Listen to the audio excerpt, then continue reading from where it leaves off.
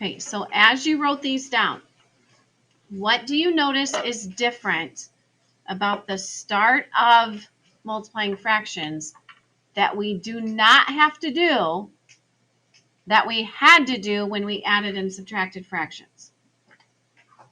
Which is actually what makes multiplying fractions a little bit easier. So as you were writing these notes, what is different with multiplying fractions that we do not have to do that we did have to do with our adding and subtracting? Mateo? Absolutely. Okay. When you are multiplying fractions, you do not have to find a least common multiple, and you do not have to write fractions with common denominators.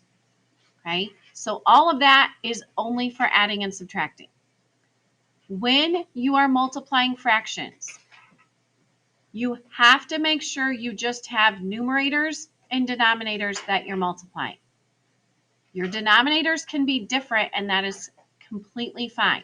So, first step when we're multiplying fractions is if you have whole numbers or you have mixed numbers, they have to be changed to improper fractions. You cannot multiply by a whole number. You cannot multiply by a mixed number. You have to have numerators, denominators, and that's it. So, if you have a whole number, all you're going to do is write it as a fraction over 1. Okay, and this is what we'll be working on today. If you have a mixed number, this is what we're going to get to tomorrow. You have to change the mixed number to an improper fraction, and this is how you do that. You multiply the whole number by the denominator and add the numerator, and then your denominator stays the same. And that's what we'll work on tomorrow. For today, most of what you will get will have whole numbers that you're changing to fractions simply by writing them over 1. Okay, but we'll do examples. Then, once all of your whole numbers or mixed numbers are changed to improper fractions, you multiply the numerators, you multiply the denominators, and you can use a calculator. If it's beyond our basic math facts that we memorize, you can use a calculator for these. Okay? You're multiplying the denominators, which is also different than adding and subtracting. Then, your final step with any fraction problem, whether it's add, subtract, multiply, or divide, you have to change your improper fractions to mixed numbers. Okay? So multiplying fractions is usually much easier than adding and subtracting. All right? Now I'm going to cover this up to do our examples. So if you're not done writing it, you'll need to leave some space so you can come back and finish writing it after we do our examples. All right?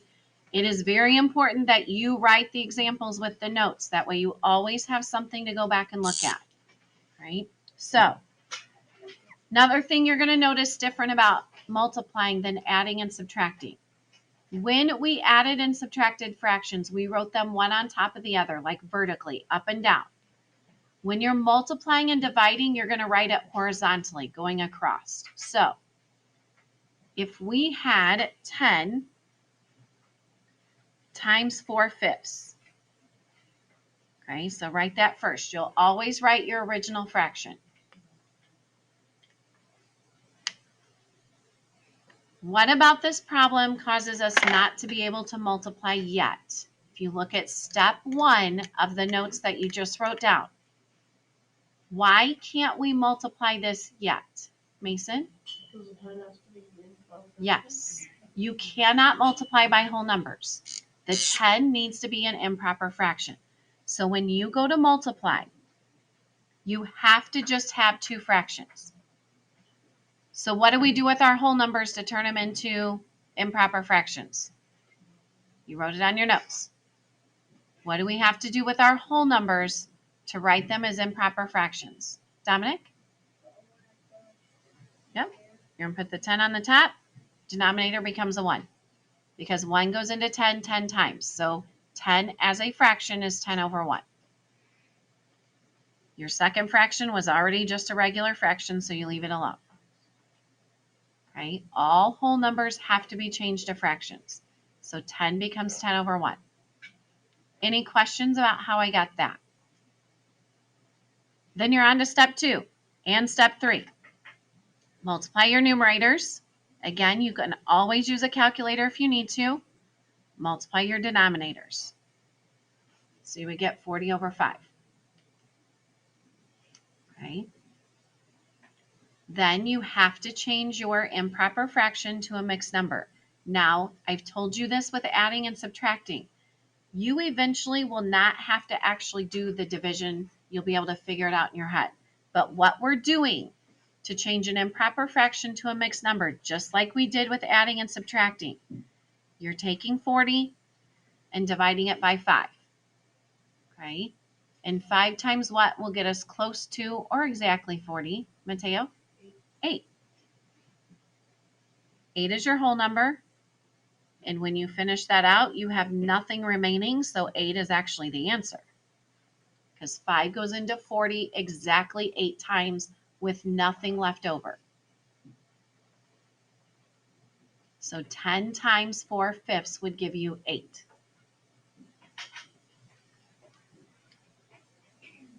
Yes. You can, and I eventually kind of get to that sometimes, because for me that's easier. But I usually just approach that more individually, kids that I think are ready for that. But I always do it that way because I think it's simpler.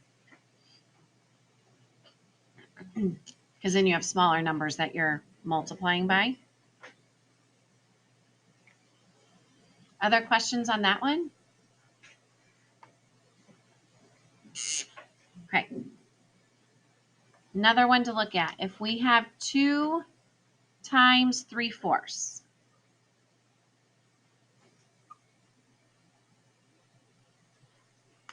Why can't we multiply that right now?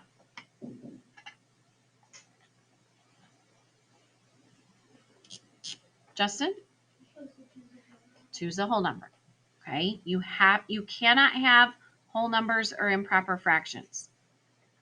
So how do we change a whole number to an improper fraction? What's the only thing you need to do? This is in your notes. I believe written in green. What do we do to change 2 to an improper fraction? All you have to do is what, Justin? Change the denominator to 1. Second number stays the same. Okay, we're going to work this one out normally, then I'll kind of show you what Miss Woods was talking about because it gives you smaller numbers to work with. Okay, then step 2 tells you to multiply your numerators. 2 times 3. Step 3 tells you to multiply your denominators, so you're taking 1 times 4.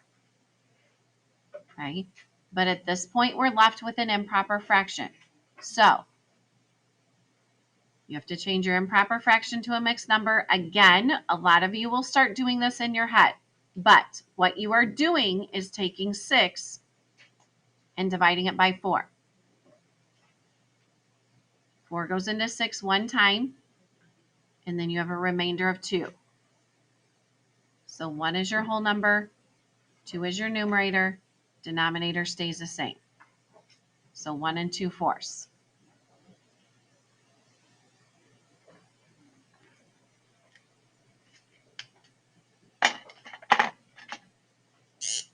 Now, if this happened to be introduced in 5th grade, orange is not that great. Hold on.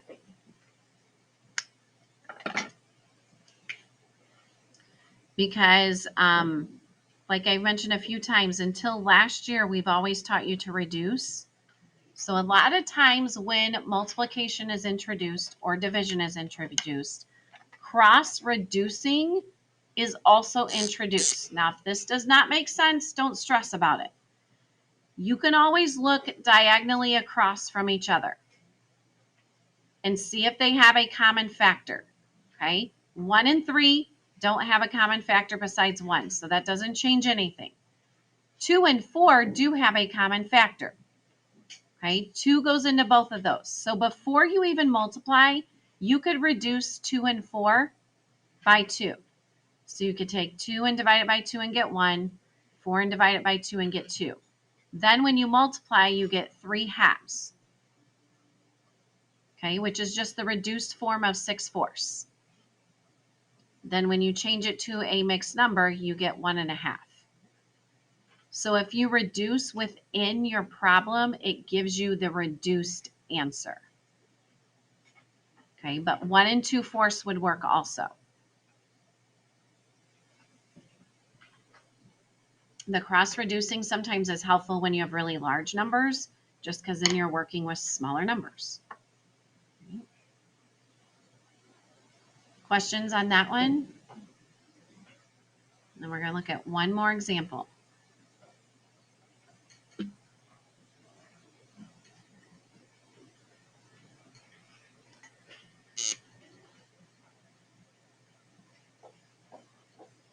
All right, we will do 3/6 times 11. So again, why can we not multiply this problem right now? Mateo? Because you have a whole number. Okay, you cannot multiply fractions with a whole number. So 3/6 is going to stay what it was. Bless you. And what do we change 11 to? Joseph? 11 over 1. Perfect. Okay. Step 2, multiply your numerators. Gives you 33. Step 3, multiply your denominators. Gives you 6. But you're left with an improper fraction. So again, you do not have to write a division problem. Okay. But if you're not sure what to do, we are taking 33, dividing it by 6. 6 goes into 33 5 times. That becomes my whole number. My denominator will always stay the same. Then when I subtract, I'm left with a remainder of 3. That becomes my numerator.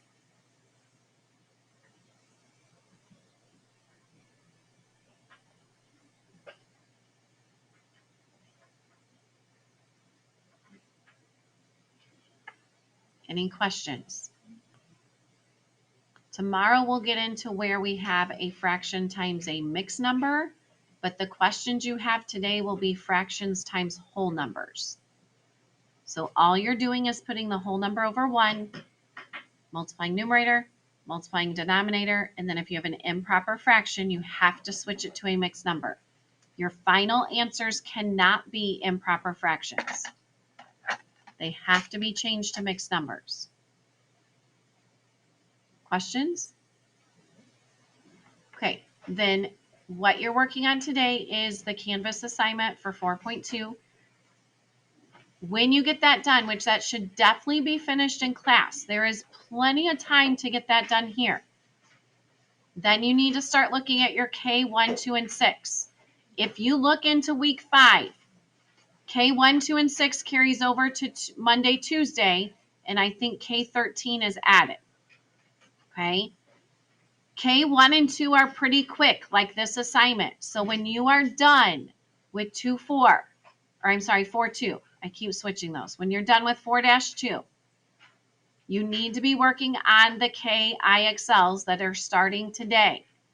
When I graded the IXLs from Monday, Tuesday, Wednesday, there were a lot of you that hadn't even started them. You have class time. When you're done with something, we shouldn't be playing on games. We should be getting on our assignments that we need to do. There is plenty of time in school to almost get everything done here. So 4.2 Canvas assignment, then working on the IXLs for multiplying fractions. Any questions?